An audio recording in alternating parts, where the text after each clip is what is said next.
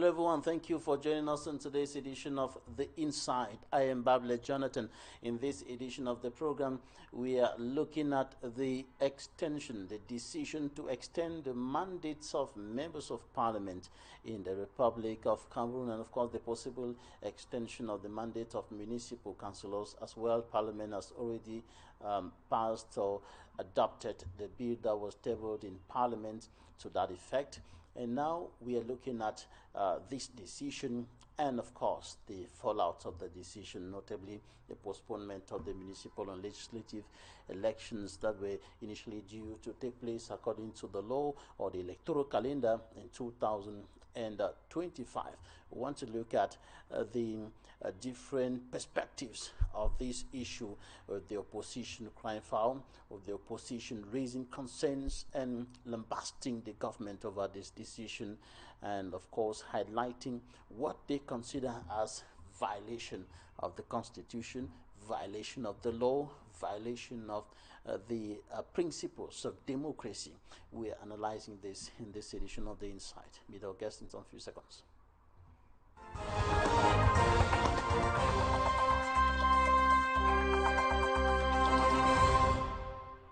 Our guest today is Professor Willibroad.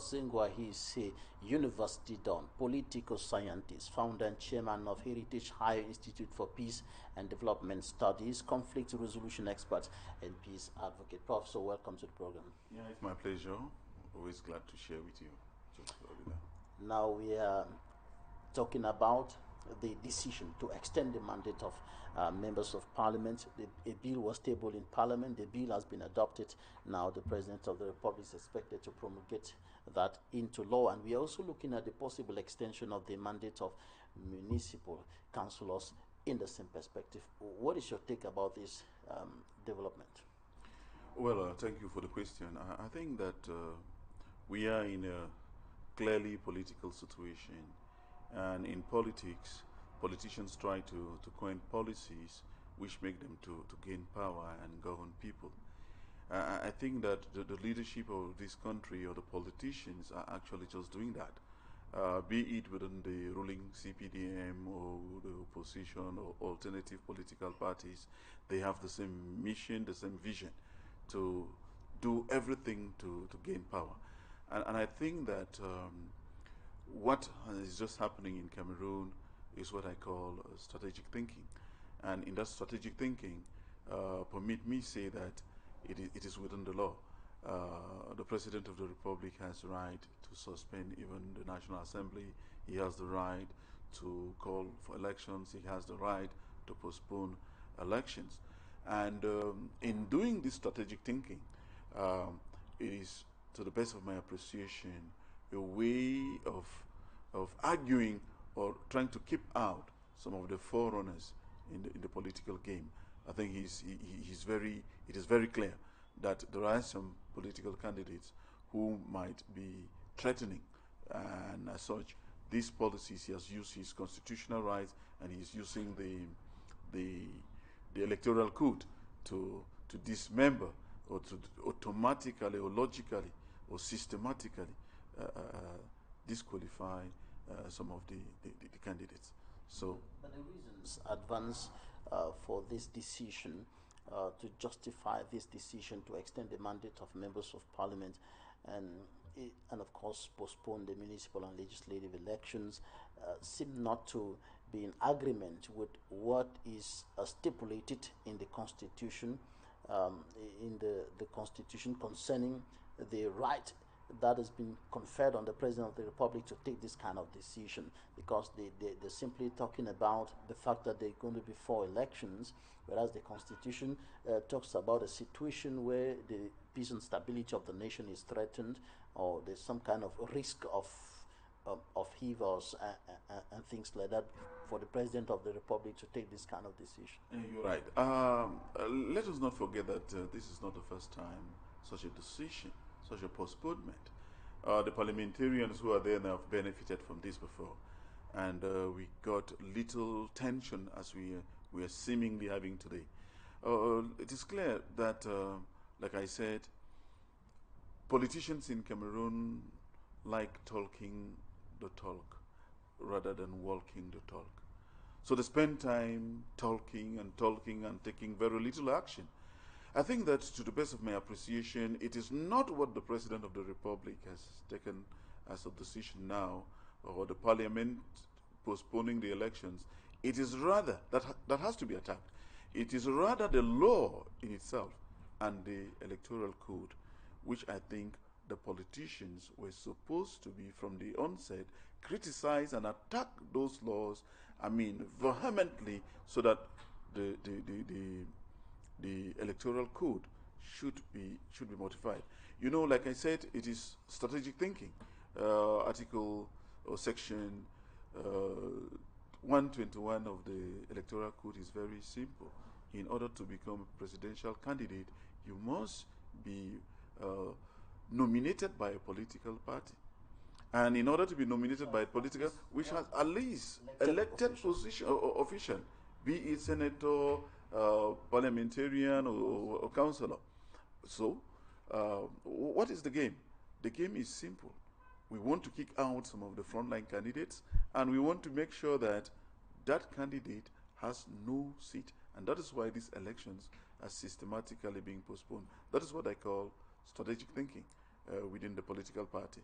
And like I said, the strategy is very clear: to dismember strong opposition political parties in order to give the incumbent president a leeway, a smooth ride to being the presidential candidate.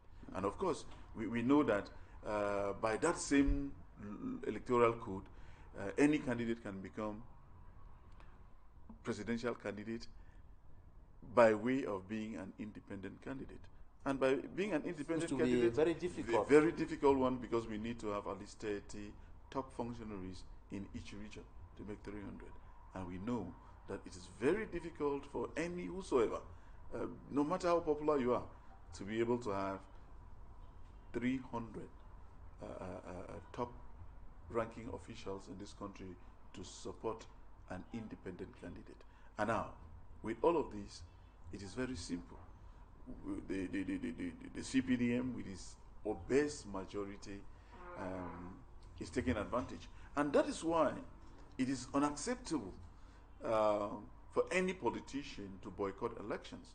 Because what I'm struggling to say here is that the reason given by the parliamentarians of the CPDM, talking about a charged electoral calendar, inadequate financial resources, is maybe feasible. It is tenable. That argument can be tenable if we consider the financial situation in the country. But again, it is not tenable if one considers that all the politicians already knew when elections were supposed to be held. Therefore, all of these politicians and political parties were supposed to prepare financially for these elections. So it doesn't hold ground when they say maybe the electoral calendar is so charged, inadequate means, and so on, if we had to plan very well. But I know in political gymnastics, the system was simply trying to put in place to push, and by the time some political parties, called them by name, MRC, boycotted elections, it was, they got that. I think it was a capital error. We have seen the history of political evolution, especially with the rebirth of competitive politics in this country, has shown that any political party that has boycotted major elections, especially legislative elections, suffer this fate. And the SDF did the same. The MRC is suffering the same. So it is some sort of a warning signal to any political party that has aspiration to assume the leadership of this country, to be able to at least assist to hold at least one council or council seat or parliamentary seat in order to vie for the highest position of this country. Analysts think that highlighting the financial situation of the country is completely out of place, because to them, if the government has been able to sustain a war in quotes in the northwest and southwest regions of the country for close to 8 years, military action on the ground, money is pumped into those two regions to track down separatists, kill them, and so on and so forth for the past close to 8 years now. Is it organizing elections that will be so difficult and almost impossible that they are trying to now shift it forward? I just said something in that light. You see, let's just get. I am not playing the devil's advocate here, right? Defending the undefendable by saying that let's just weigh the tax system, the enormous taxes that have been imposed in the country. I think those are clear signs that the country is bleeding financially. I don't want to give that as any reason. But what I said before is that it was incumbent on the leadership to prepare the elections many years ahead of time. Immediately after the last elections, they were also supposed to start preparing this charged electoral calendar so that all of the elections go on unperturbed. But like I said, it is a careful strategy to eliminate the major political parties not represented in any elective position, especially as when the main opposition political candidate boycotted elections, not having any seat now, and they're going to do everything to do same. You know, if the MRC has no parliamentarian, no elective seat at this point,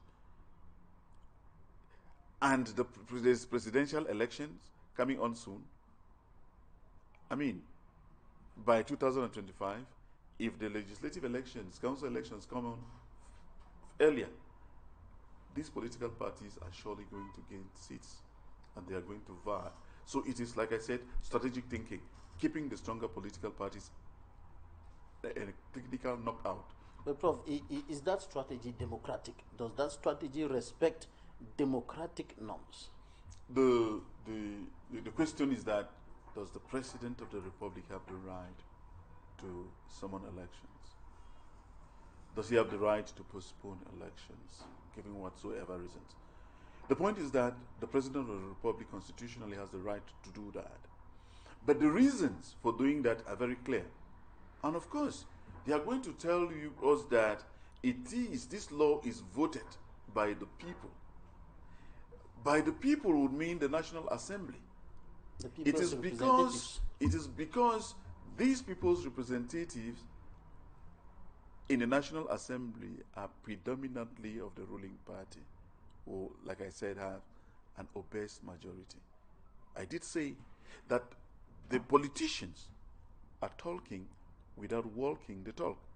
I think the politicians are supposed to be making amends of their political strategies to realize that there is a President of the Republic. But let me say this. Could the alternative political parties not come in with some sort of a unique presidential candidate? It comes in with what I call political greed. The presidential candidate of this country must not be X, Y, or Z. If there is a political party which is represented in the National Assembly, which is represented in the councils, why do all the political parties not rally behind those if their mission is to kick out the system? So you see, they have tried that in the past and it didn't of course, because of political greed. The politicians running political parties have the notion either it's me or no one else. We don't want to pick examples. We have learned from history that states have collapsed, that nations have disintegrated because of failure to learn from history. We are just failing to learn to pick an example from a nearby Senegal. We want to oust the system that has been there for 40 years, but we are unable to rally behind one candidate. It is either X or nothing. I think that is what I call political greed, absolute political greed. There are many other political parties in the National Assembly. Permit me not call the names of the political party. Everybody knows that there are political parties there. MRC should be humble enough, if we have to take this, to rally behind any of the candidates represented in the National Assembly if the mission is to change the system. And that's where there seem to be divergent views at the level of the vision of the different political parties, the ideologies, the way they are looking at, even though generally speaking, all of them are fighting to obtain power. But now, what to do with the power? That's where sometimes there are divergent views that make it difficult for all the parties to come together, apart from the issue of greed. Well, you know, these political parties can come together and decide on a transitional government, where all of them can come together and rally behind a politician or a political party for the sake of a transition. If the general will, I mean, if the real desire is to change the system.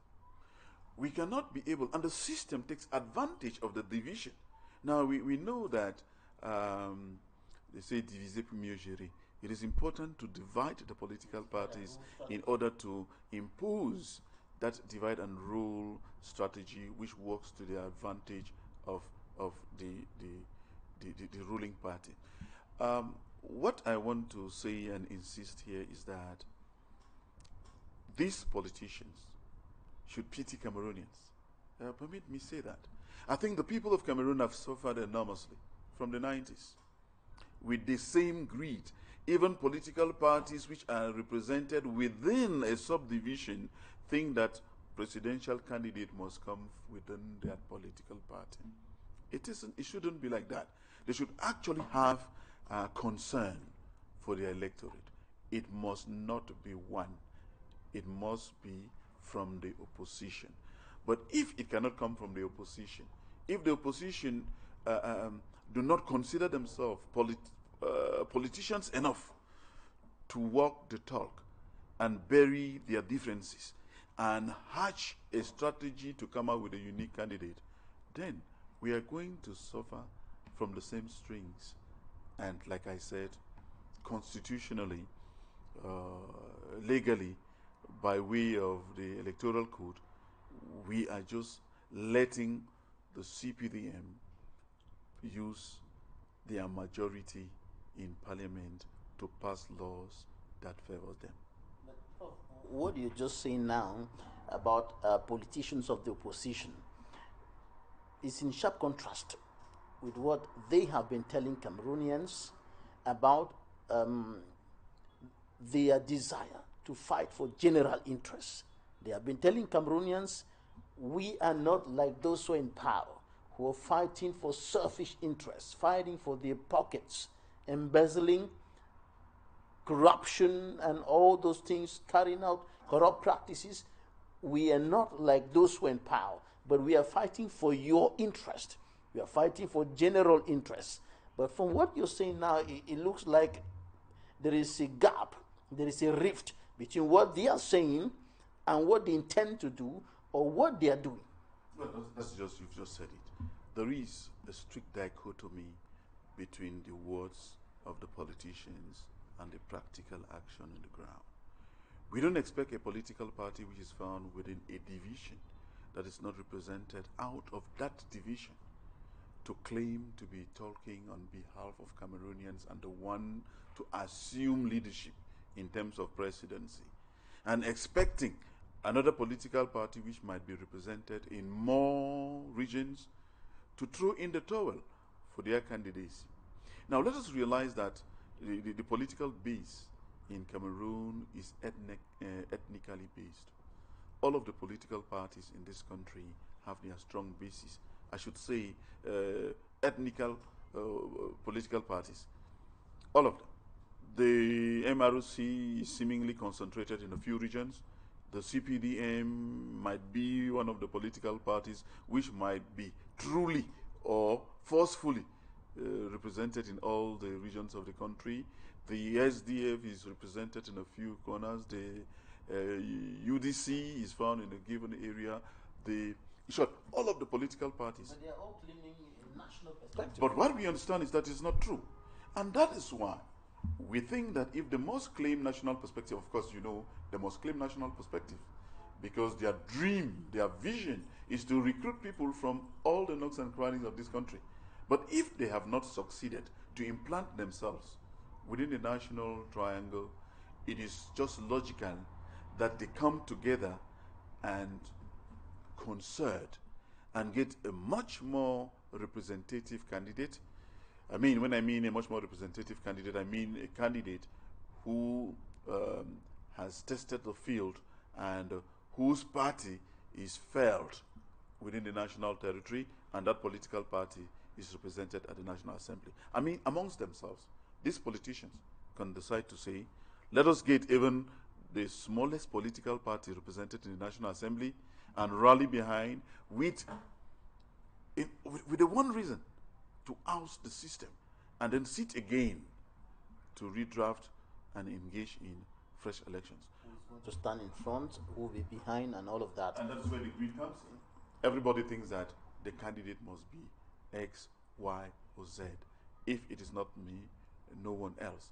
I think that is where the greed comes in. I've insisted on political greed, which is actually working to the advantage of the ruling party. No, Prof, opposition politicians also see in the decision to extend the mandate of members of parliament, and of course those of the mandate of municipal councillors, abuse of power by the President of the Republic. They think that the President of the Republic is using the powers conferred on him by the Constitution, by the people of Cameroon, for selfish interests, for personal gains, to maintain his grip on power.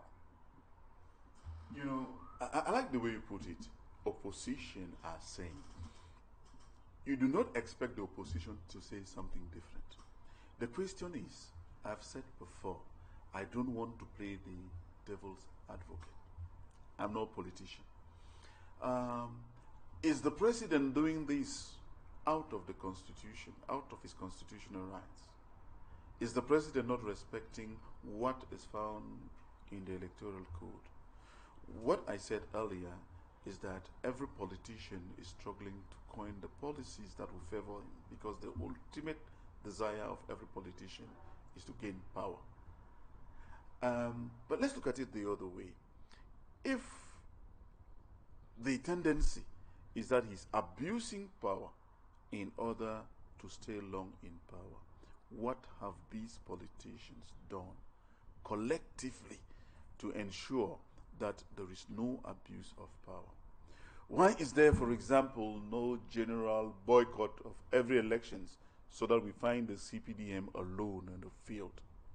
Why is it that even when we have politicians who are represented at the National Assembly, why can't the others rally behind them? So it is the same thing we are saying.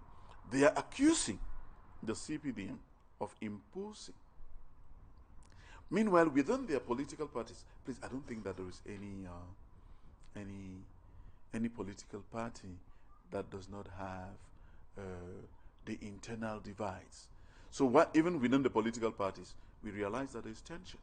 People are decoming from one area to another. There is one other thing, even within the CPDM. There is another thing.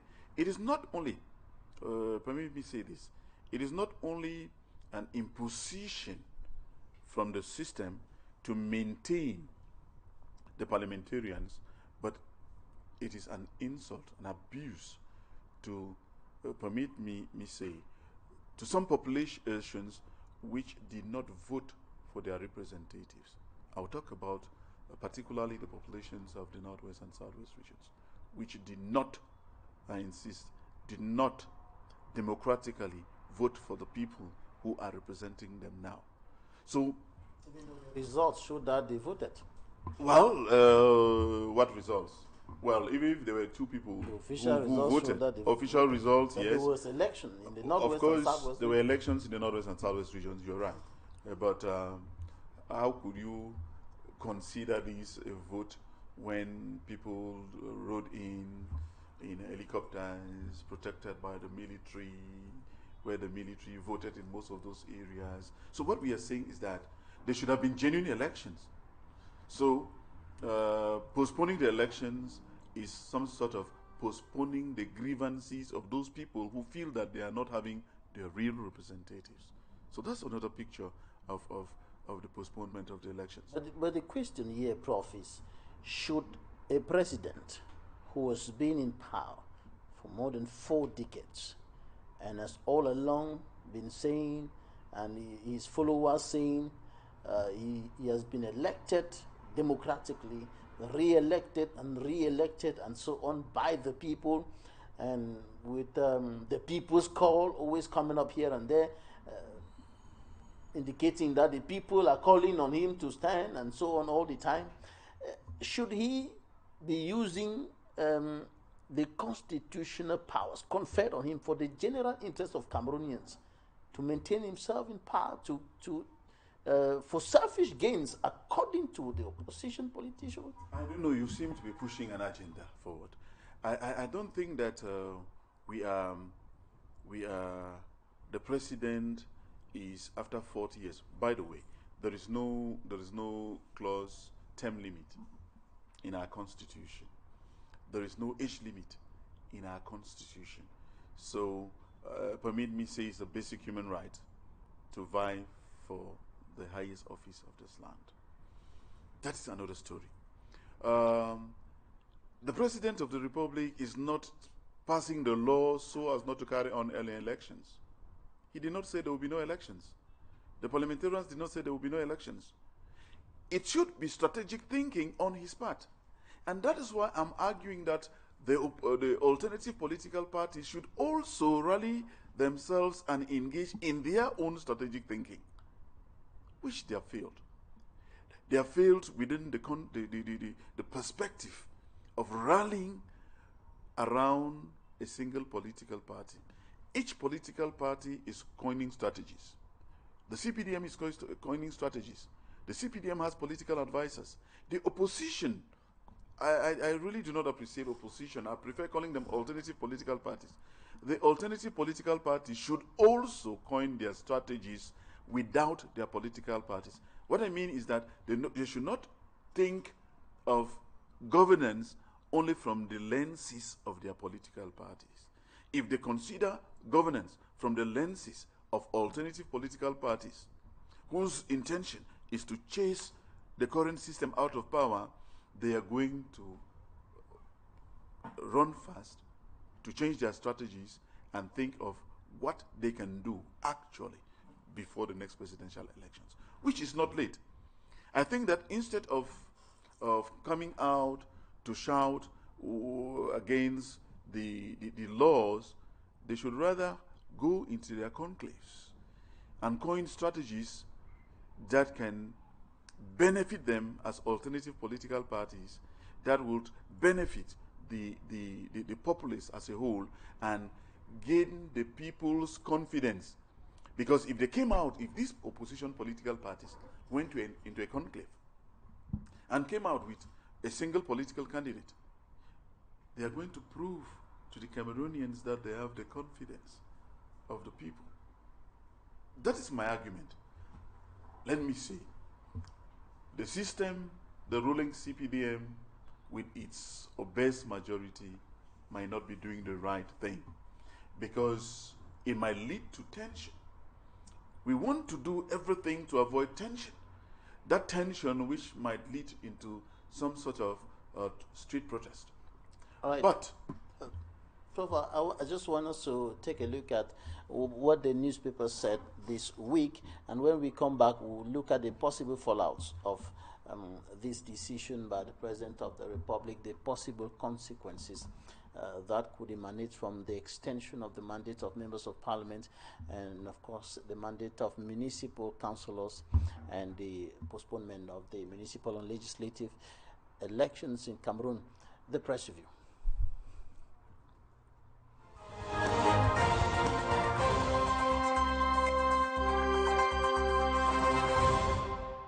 The Guardian Post reports the burning down of several houses in the nation's political capital, Yaoundé, following the explosion of a tanker that tumbled on the road and caused a massive fire incident that burnt down several houses in the country's political capital. And another edition of the Guardian Post newspaper talks about Bia political dribbler dribbles again, referring to the decision of the President of the Republic to extend the mandate of members of parliament ahead of the 2025 presidential election. And the Guardian Post refers to that as President Paul Biya dribbling the opposition. And the Sun newspaper says no parliamentary municipal elections in 2025. No parliamentary and municipal elections in 2025. The elections, of course, will be postponed after the bill on the extension of the mandate of members of parliament was adopted by parliament, and of course those of the mandate of municipal councillors that will also be extended through a presidential decree. And the Cameroon Tribune newspaper says l'option du réalisme. The Cameroon Tribune newspaper talks about the being realistic about the situation, notably concerning the extension of the mandate of members of parliament and municipal councillors. Municipal update newspaper PM ministers affirm move align government action. According to municipal update, the Prime Minister, Chief Dr. Joseph Jangote, ministers affirming that the move to extend the mandate of municipal councillors and members of parliament is in alignment with government action with regards to the upcoming elections. Another issue of Cameroon Tribune newspaper, projet de prorogation de mandat des conseillers municipaux aussi. And of course, the Cameroon Tribune newspaper is talking there about the extension of the mandate of municipal councillors. That is something that will be done by the President of the Republic through a presidential decree. Electoral reforms spark outcry ahead of the 2025 polls. The Voice newspaper is talking about the complaints being raised by members of the opposition about the extension of the mandate of members of parliament and the postponement of the municipal and legislative elections. Another issue of the Guardian Post newspaper, 2025 presidentials, why Biya regime threats Camto. That is the question that is on the front page of the Guardian Post newspaper, suggesting that the Biya regime is afraid of Professor Maurice Camto, president of the Cameroon Renaissance Movement, CRM political party. The Ultimate newspaper chief exposes plot to dispossess Bangem of Maninguba Twin Lakes. That is the paramount chief of Bangem in the southwest region, who has exposed an alleged plot to take away the Twin Lakes from the jurisdiction of Bangem municipality. And that's it for the first one. Thank you, ladies and gentlemen, for staying with us. We are still with our guest, Professor Willibroad, NGWA University Don historian and political scientist, founder and chairman of Heritage Higher Institute for Peace and Development Studies, conflict resolution expert and peace advocate. Professor, let's now take a look at the consequences. You started talking about the consequences, the possible fallout of this decision to extend the mandate of municipal councillors, members of parliament, and push forward the municipal and legislative elections. What are the possible fallouts of this decision? Well, the first possible fallout, by my appreciation, is that some regions which did not vote for their representatives will have this representative unduly stay on. That is one thing. Another might be a possible, like they say, outcry that might lead to street protests, which should be very regrettable. Regrettable if we get there. I think it is uncalled for. Uncalled for because what the major political parties should have been crying decrying and insisting for reforms are not, shouldn't have been to wait until such a decision is taken before they come out crying foul. I think it is the Constitution that has to be reformed. It is the electoral law that they have to cry foul to change, because I did say that the president hangs on the enormous powers that he has to decide on whatever he wants to his favor. Constitutionally, he is right.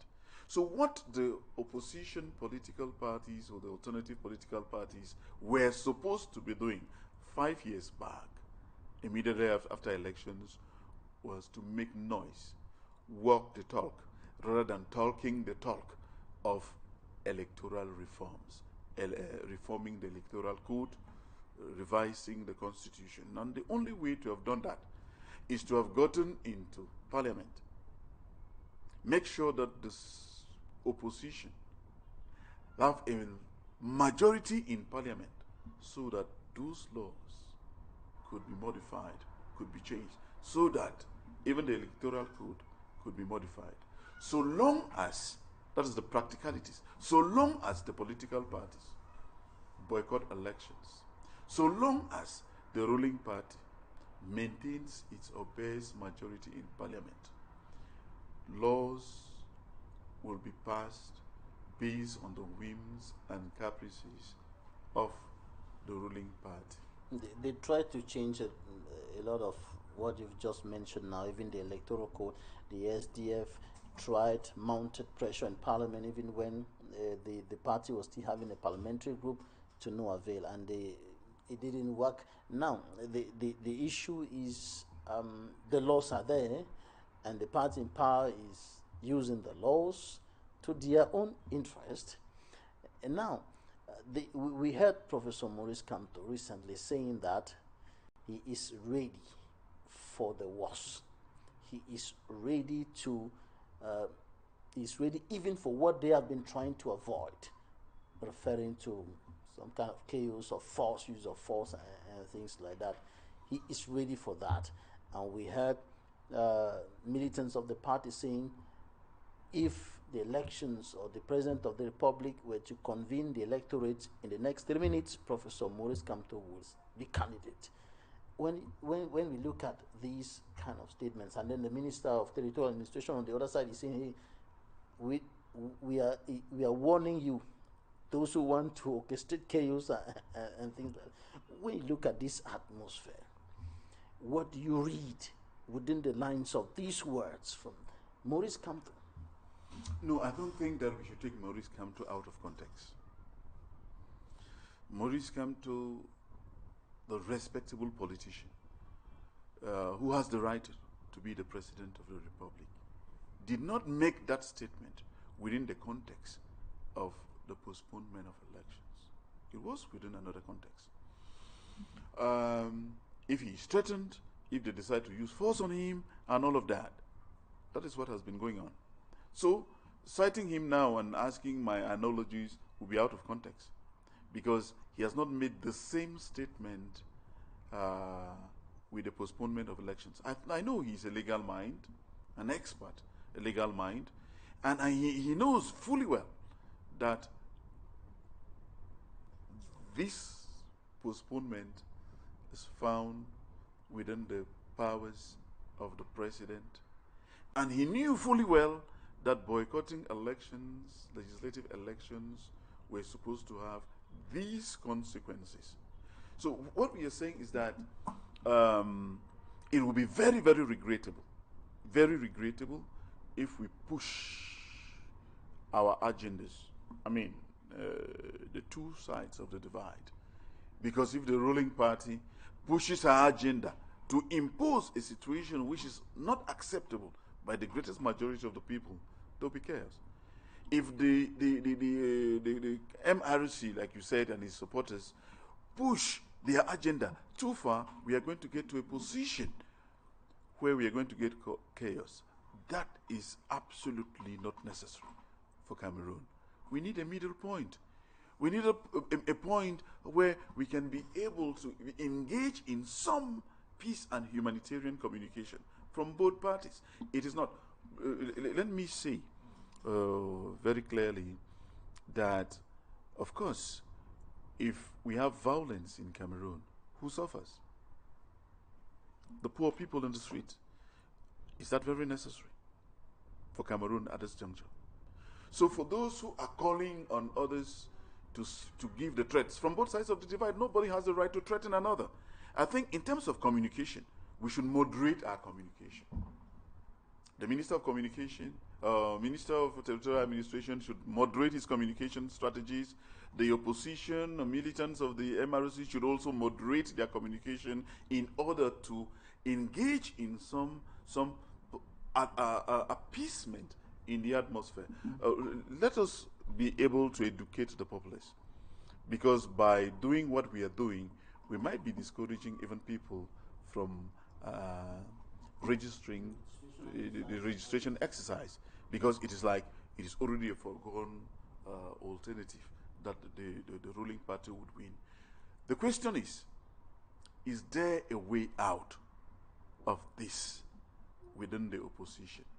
To the best of my appreciation, yes, there is a way out, and that way out is not violence. That way out is consultation amongst the political parties with humility to serve, not to impose service. We should not be drawing the political map of the country always and thinking that some other politicians, even within all the political parties, are less intelligible. CPDM has a bunch of wonderfully qualified and skilled Anglophones within that political party. I think all the political parties do have. In the advent of the crisis situation in the Northwest and Southwest regions, where people are calling for cessation, it would have just been a very wise decision to say, let the candidate, presidential candidate, be of a compromising position, no matter from what political party that candidate is coming from. We should not always think, like you say, it is what did you say? It is a illusion. Why should it be fiction? Because some people should not be made to understand that they must play the role of the second fiddle all the time for over how many years? More than 50 years. I mean, for the President of the Republic to come out and say, well, Ijo took Cameroonians by surprise, so it's not excluded. But looking at the issue, or what many have qualified as seat-tightism, and so on, with a leader who has been in power for 4 decades, coming out today to say, okay, I'm the father of the nation, I'm stepping aside and putting somebody forward. You say never say never. Never say never. I know that when the President of the Republic became president, people were still calling him Ahijo. Another Ahijo had come. Because they never thought that Ahijo at the time would hand over power. You know, we are speculating. But if we have to come back to our topic of the day, is he respecting the Constitution or is he not respecting the Constitution? What are the opposition political parties doing to twist the hands of the system? Politics is not given. It is not given on a platter of gold. Because you just said that after the last elections, all of the opposition political parties knew they mastered the electoral code. The pressure they are putting on now, they did not exert the same pressure to insist and call on the international community as we are doing now to see a revision of the electoral code. It is only when the President of the Republic, through the National Assembly, or when the National Assembly passes this decision to postpone, that we start insisting and crying foul and threatening and threatening. We should hold the government responsible, accountable, and we should do it only through the legal basis, not through street protest, revendications, and promising help. The system has no right. You know, I've often said that there is no Cameroonian who is more Cameroonian than another. And there shouldn't be some Cameroonians who think that maybe if you're in power, you should lord it over those who are not in power. Or if you are in a certain political party, you should lord it over. Or if you come from a particular area, the others must play the second fiddle. There is no Cameroonian who is more of a Cameroonian than another. We are all Cameroonians. Kamto has the right to be president. Gabriel Libby has the right to be president. OC has the right to be president. Mr. Bia has the right to be president. There should be a level ground. Get all politicians, have representation. Get to the National Assembly. It is not impossible. In 1991, 92 or 92 elections, the opposition had a majority in the National Assembly. They can still have a majority in the National Assembly. We should not form a political party because we want to start to become the President of the Republic without having a local feel. You start from the base and have a local feel, so that when we manage the people locally, it should be clear that we can manage the region, we can manage the nation. Right, we're going to take some interviews right now, and we'll be right back in some few minutes. Interviews of the week. Barrister Tamfu Richard, one of the spokespersons of the Cameroon Party for National Reconciliation, and of course the Secretary General of the Cameroon Renaissance Movement, CRM political party chief, Barrister Christopher Ndong. Take it easy.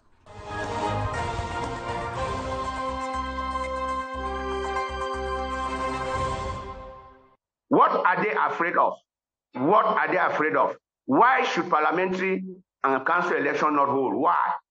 They say we are a small political party. Why are they afraid of Maurice Kamto? Why are they afraid of the CRM?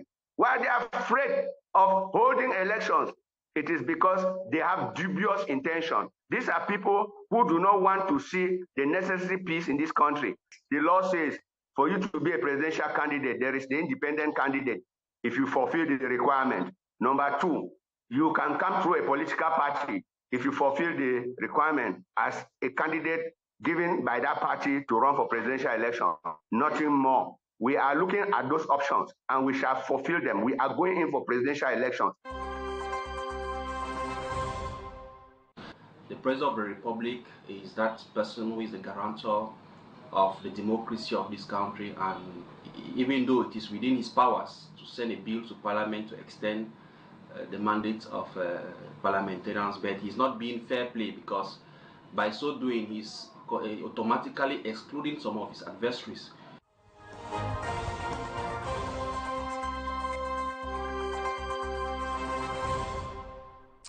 Listening there to Chief Barrister Christopher Ndong, Secretary General of the Cameroon Renaissance Movement, CRM political party, and Barrister Tamfu Richard, one of the spokespersons of the Cameroon Party for National Reconciliation. Prof, what do you think? I think we might have misquoted the electoral code.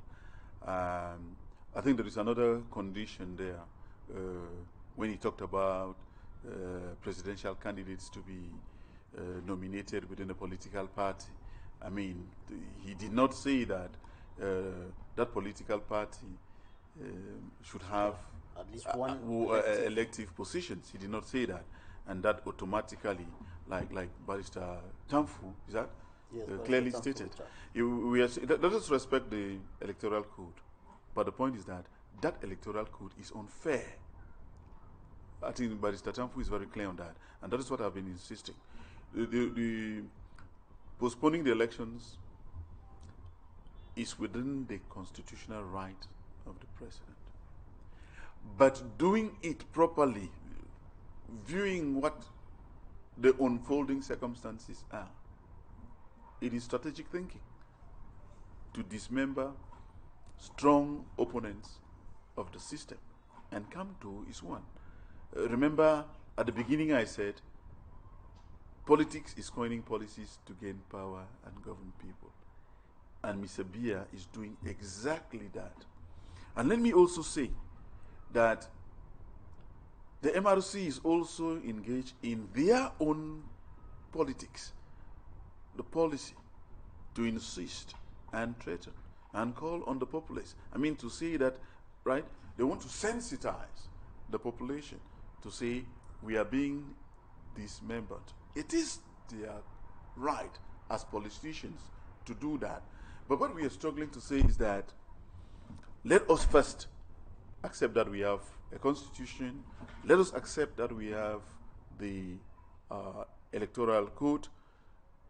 The next question is the constitution and the electoral code good enough for Cameroonians? Is it not concentrating too much powers in the hands of the president? If that is the case, how do we resolve it? You know, I'm glad Mr. Chief, my chief, permit me say he's my chief, Barrister Ndong. When I say my chief, I mean from the same area. I'm glad he says that those laws are voted in the National Assembly. He should have understood better than I do that in order to vote those laws or unvote the laws in the National Assembly, they are supposed to be represented in that National Assembly. Therefore, boycotting the elections, legislative elections, was a capital error on the part of his political party. And it will remain a capital error in the life of any political party in this country that wants to take power, so long as we maintain the same electoral code.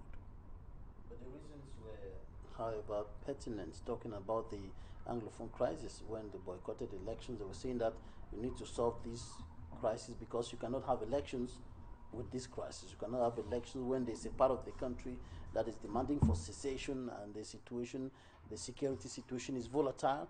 You cannot have an election with a bad electoral code and so on. You know, that is what I talk about, greed.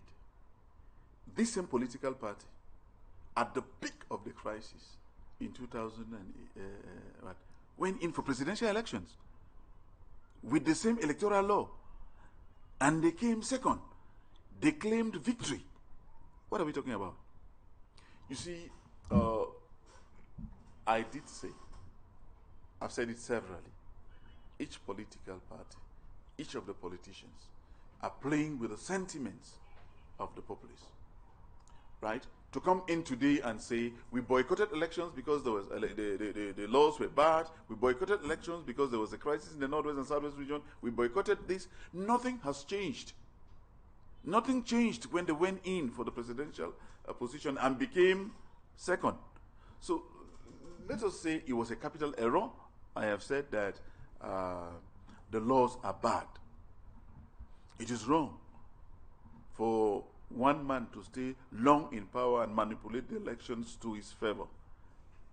To maintain parliamentarians, I insist, to stay long in power and hanging on the necks, of the poverty-stricken Cameroonians in terms of budgeting. We are talking about parliamentarians whom some of them go to the National Assembly and even applaud the increase of taxes. Some of those who were not even voted by the people. It is important to note that let every political party constitute themselves, sought or seek to get elected parliamentarians, form a caucus that could reform the laws within the National Assembly. The laws will not be reformed along the streets. The laws can only be reformed at the National Assembly. Like I said, the political parties, alternative political parties, still have an option. And that option is to keep aside the greed, to keep aside their pride, and rally around a single candidate and try to see on what means they can mobilize the population to win trust and maybe have an overwhelming majority that can push the president out of power. I think this is a golden opportunity, to the best of my appreciation, for the political parties, if they really want to take power, to come together. Let us forget talking about MRC, come to SDF, whatever, the various groups. Let them come together if they want to keep beer aside. If beer is kept aside, if the CPDM is kept aside, they will now organize fresh elections, beginning with legislative or council elections, where there will be free and fair elections, which is going to lead up to modifying not only the constitution, but the electoral code. Earlier, you said that it is absolutely necessary to avoid a situation of chaos in Cameroon, but it is one of the possible fallouts of the evolution of things as far as the extension of the mandate of members of parliament, municipal councillors is concerned, and the postponement of the municipal and legislative elections. But if you were to advise the President of the Republic today as a political scientist, what would you tell him about avoiding this situation of chaos in Cameroon? I will not answer your question. I will rather ask my own question. I will advise all the politicians, not the President of the Republic, because all of them are politicians. All of them are struggling to coin policies to gain power and govern the people. I will advise, I will begin, all of them. People have conferred powers. I will advise the... He is the guarantor of security, stability, well-being of the nation and her people. Yes. He is the one who has the powers to ensure that things go well in this country. I am advising politicians, not the President of the Republic. He is a politician. So permit me advise all the politicians. Thank you. Sir. The President of the Republic, who is a guarantor of the Constitution, who is the commander-in-chief of everything, should be very sensitive to the sentiments of the greatest majority of Cameroonians and avoid chaos in every way possible means. By making sure that the language adopted by the militants should be void of provocative language, intimidating language, because they have control over the army, because they have control over resources. That is the advice I can give, if you insist, and Mr. Beer, as a politician. I will advise all the other politicians, the alternative political parties, to coin strategies to minimize the hate language. Hate language should not come in from any side of the divide. They should mobilize their militants against those. Because, of course, we have seen before that whenever we have a conflict situation, the top brass do not suffer. Any conflict will instead increase the sufferings of the masses. So the politicians should put the population at the center of their policies. They should avoid extreme decisions, both sides of the divide. They should avoid tendencies that can lead into some sort of an outburst of violence. I think that is what I should say to politicians. All of them are responsible. They have the responsibility.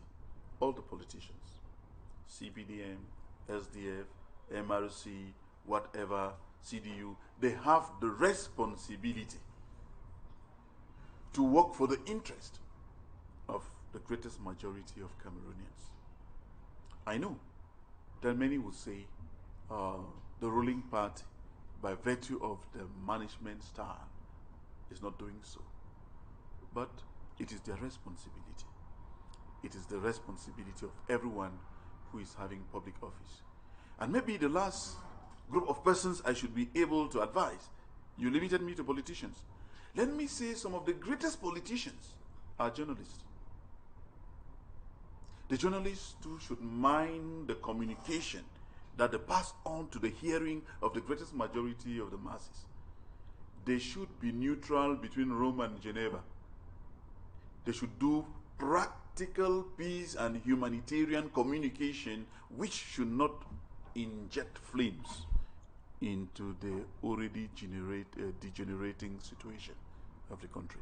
So that at the end of the elections, we can, of any elections, we can all emerge as Cameroonians and glorify the changes.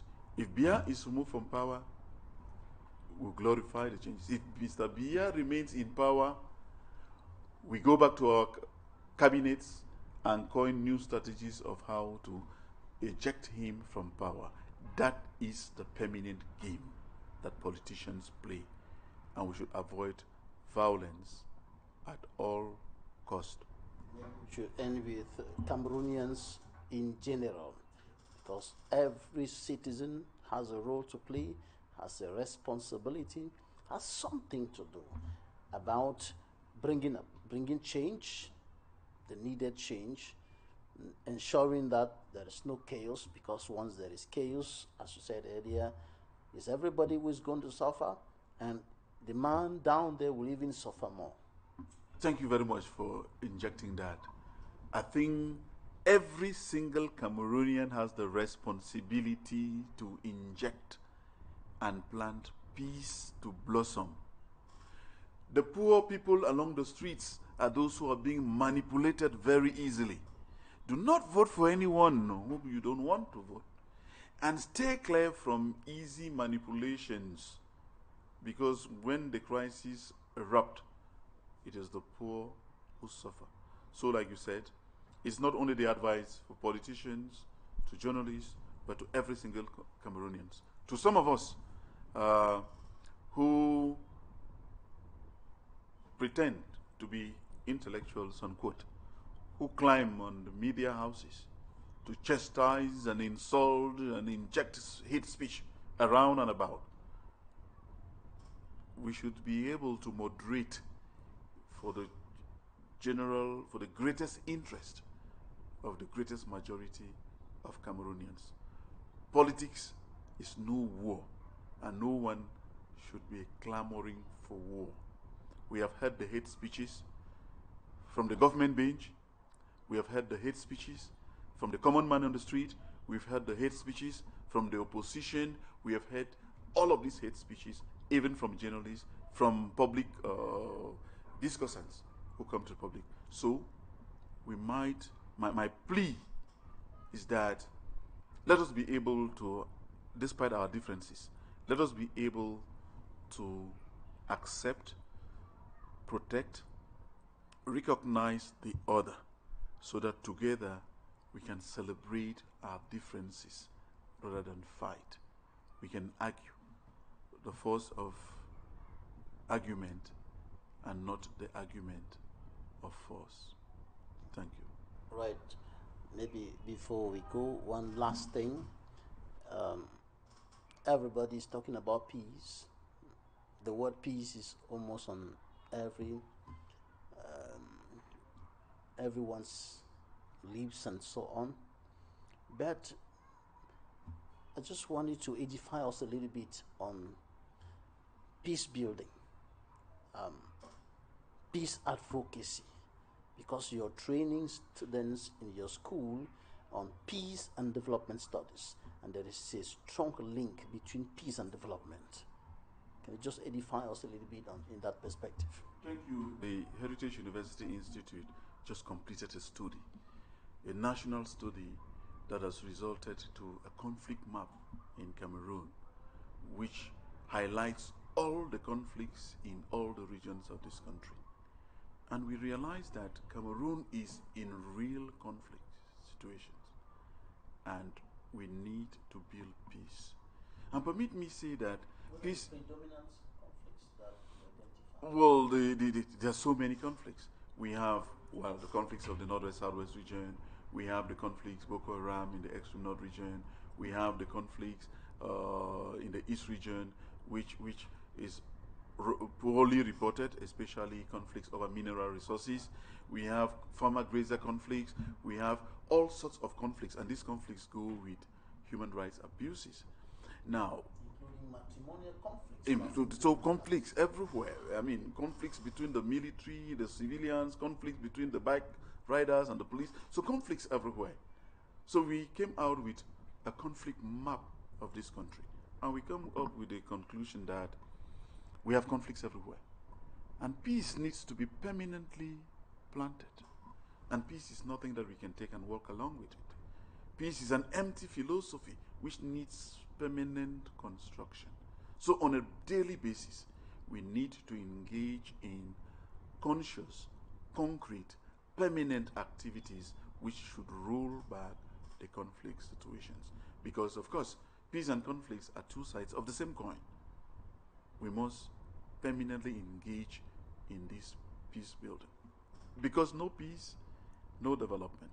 I think that is the engagement of our institution, and that should be the engagement of Cameroonians to plant peace, become peace vectors, so that we can effectively live in peace so as to exploit our human natural resources in order to effect development in this country. And taking into consideration the continuous and deliberate being intentional about it.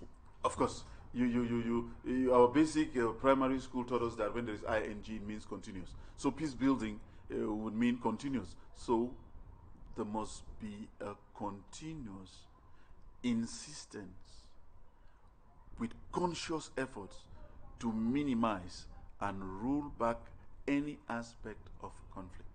Conflicts will always emerge. We don't resolve conflicts. We manage them because there is no conflict that is resolved.